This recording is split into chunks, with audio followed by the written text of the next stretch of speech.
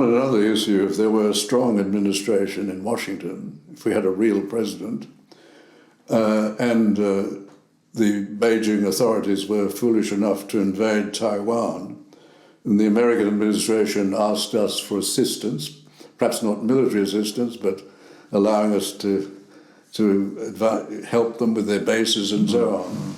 There seems to be a view among some people in Australia that we should check out, that we should say no to the Americans concerning this. What's your view?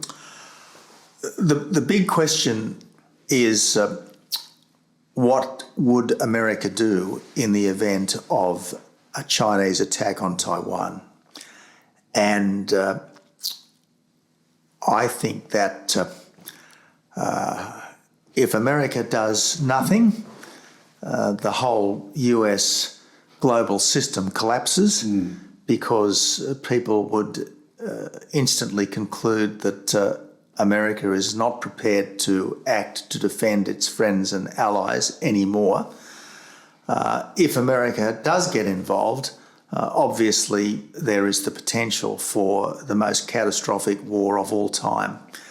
So what needs to be done is to do everything we humanly can to deter any attack by China, by the Beijing regime on Taiwan. And I certainly think that Australia has a role to play here.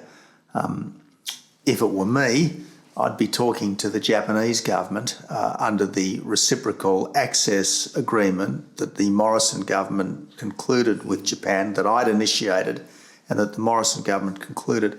I'd be talking to the Japanese government about basing some of our ships and planes in Japan, because that would be a signal to Beijing that Taiwan might not be quite as alone as it sometimes seems. That would be a concrete step that Australia could take to send a signal to Beijing, hands off Taiwan. Well, I'm very pleased to hear that. And unfortunately, time has caught up with us. But I must thank you and hope that you will come again, because I think Australia is missing a lot in your government not continuing.